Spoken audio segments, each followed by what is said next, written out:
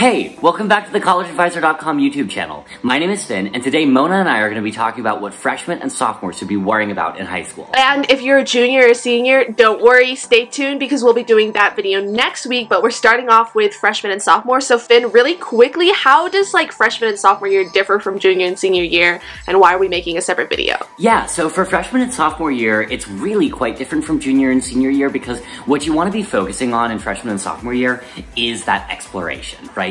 In high school, when you're just starting out, you're exploring and developing as an underclassman, whereas with senior and junior year, you kind of have a good sense of where you're going, and then you have to, go there, extracurricular-wise and academic-wise. Think about it in the way that you can always drop a club or a class that you join now, but you can't really pick it up later on. So my advice for freshman year, especially in the extracurricular department and even in your elective classes, is if you have any inkling to do literally anything, this is the year to try it out. And oftentimes when we go in as freshmen in high school, we think that we're being judged, so we don't do anything we want to do. But this is the year to out of all the years, this is the year to do anything that you want to do, because this is the year where you're least judged. So really keep that in mind. So with that said, do make sure that you're going to graduate, right? All the classes. Make sure you're gonna graduate. So I personally find it really helpful to do a 4-year course planner to know what you're gonna take every single year, so you know that you hit your requirements for X, Y, and Z. Different colleges will have different requirements for their applications. So some schools like to have 4 years of math and 4 years of English, so on and so forth. So make sure that you have what you need to get out of high school, as well as enjoying your time within it. Okay, question. Mona, what was your biggest regret from freshman year? Okay, sorry, there's so many. RIP headphone users, I'm sorry. But I think my biggest regret freshman year is I kind of went in that really annoying shrimpy freshman, knowing that I had to get into college. I was the only one that was I gotta get into college. And that manifested itself in I did everything in order to get into college. So I was I'm gonna join Key Club and I'm gonna join National Honor Society because they were big name clubs. But I didn't give jack shit about what Key Club and National Honor Society was doing. And I didn't even end up putting it on my college application. So my biggest regret freshman year is doing everything to get into college. That's not what you're supposed to do. I wish that I had done more things to find myself, and in finding myself I would have been able to get into college for who I really am. So I did that later in junior, senior, but that's my biggest regret freshman year. I wish I had done stuff for me and not for getting into college, because it's if you do stuff for getting into college, you won't get into college. You need to do stuff for for yourself. So assuming that you did what we said in freshman year, this is the point where you kind of want to whittle down, right? In general, colleges are prioritizing depth over breadth. You do want to have a few extracurriculars, certainly, but with the extracurriculars that you are working on, take those to the max. Really, really drive those home. You can also think of it I like to tell my students to think of it as a progression. So in my freshman year, I did a bunch of different things. I did journalism club, didn't do, whatever, cut. But I did some theater. I was an extra in the school play. And then in my sophomore year, I was okay, we're really gonna do this. And I had really started enjoying theater tech and lighting design. And so I was you know what? I'm gonna just try stage managing the school play, or the school musical. And it was Annie, and it was a terrible experience, but very good for learning. It was Annie! It was. And it was so many small children that I was supposed to be in charge of.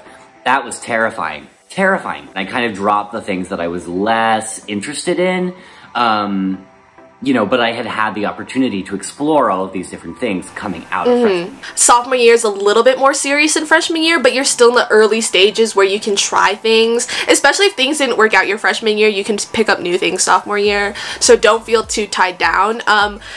But in terms of academics, I feel academics start picking up in sophomore year because the PSAT is in October, and that's typically for juniors, but if you take it and practice for it sophomore year, you get a lot of experience for your SATs. And the reason why the PSATs is important, and it should be on your radar, it wasn't on my radar, but the PSAT is connected to the National Merit Scholarship, so if you do really well on the PSAT, then you can get a full merit-based scholarship to a college.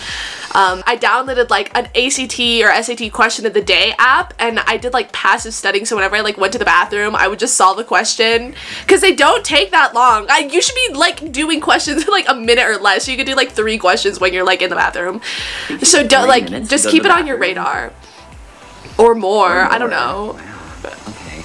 Anyways, what else is up for sophomore year academics?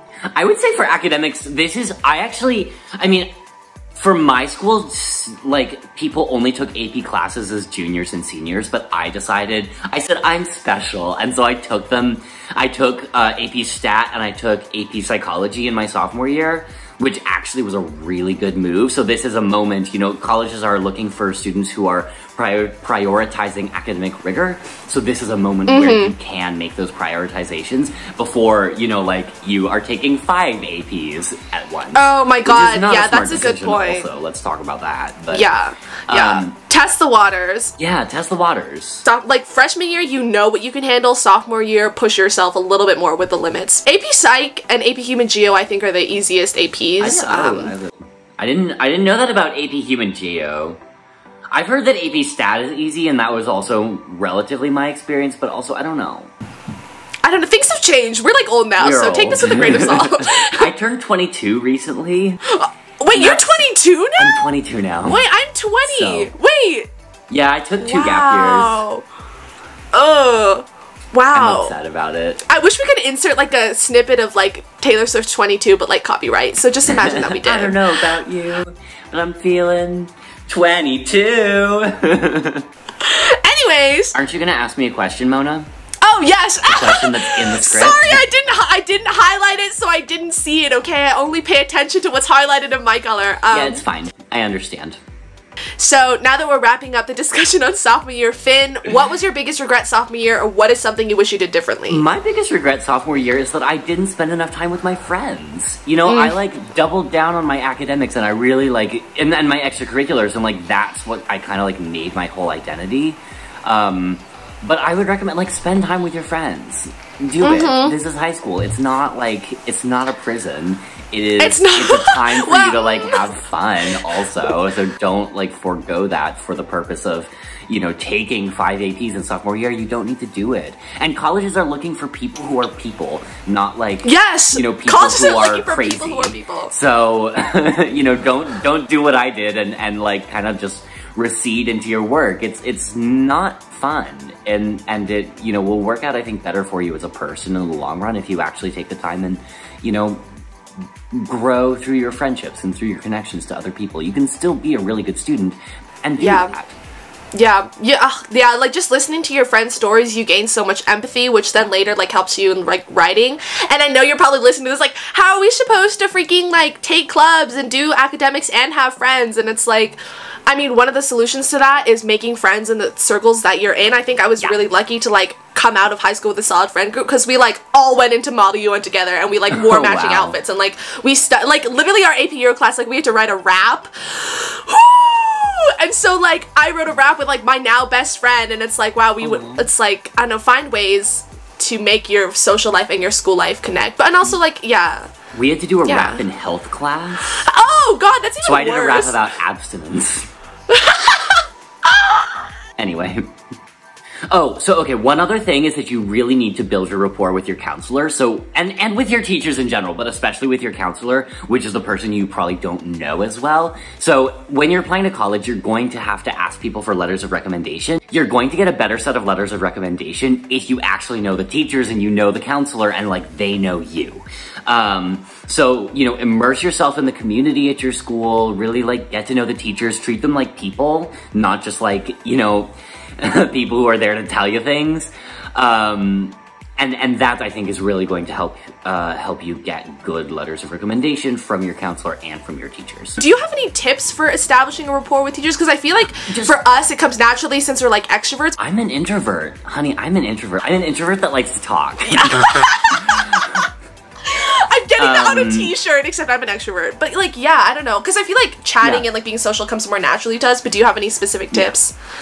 I would say, like, being genuinely interested in the material. Teachers often, like, are teaching math because they're interested in math, or they're teaching biology because they're interested in biology. And so if you're showing that you're interested in biology and asking, like, questions that are academic, but they aren't, like, centered towards the assignment about a subject, you know, if you go to your bio teacher and you ask, you know, a second level question, I don't know, I don't take biology, so I can't think of a bio question. But, like, if you ask something along those lines, something that's actually showing, like, intellectual curiosity, ding, ding, ding, that's going to, like, make your teachers excited to talk to you. Yeah, I guess then the other thing would be, like, I mean, compliments are always good, and then finding, like, a mutual connection. Yeah, like, I think, yeah, okay, inside jokes are the key to establishing relationships. That's so important. And with compliments, I don't know, I feel like something that actually helped me in high school was giving, like, obscure compliments so they'd, like, remember me. But I was honest in my compliments. Like, I was like, oh my god, Miss Gerber, like, your nail beds are so healthy.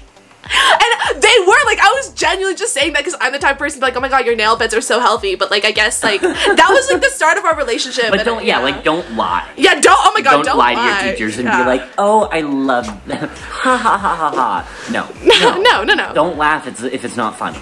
But also, like, genuinely, like, try to genuinely connect with your teachers. That genuine connection is because people can just smell if it's not genuine. People know. So don't front. Anyways, so that's all good and well for, like, that's advice for both freshmen and sophomores, but advice I have for freshmen and sophomores is, like, don't date in high school. Don't do it. And it sounds like I'm bitter, but trust me, if you are going to date in high school, which I don't think you should, but if you are, I think junior or even senior year would be a good time, just because you don't even know who you are when you're like, what, 15, 16, and when you're a freshman and sophomore, and if you are in a relationship and you're focusing and you're expending your time on someone else that honestly might not even be there for the long term, that is energy you could have been putting towards you. Here's all I have to say. Data-based analysis. Between Mona and I, we both got into Harvard, and neither of us dated anyone in high school. You see the stats. You do the math. You do the math. You take AP Stats. You do the math. Don't forget, if you're a junior or senior, or honestly you just want to plan ahead, we will be dropping that video next week. And in your free time, check out a series of free webinars and blogs about applying to colleges linked down below. Follow us on TikTok and Instagram at @JoinCollegeAdvisor for more exclusive content and updates. And finally, leave a comment down below for me and Finn if you want us to make a video about it. Thank you so much for making it to the end. We're here to stay, so subscribe, get comfy, and come vibe with us. Bye!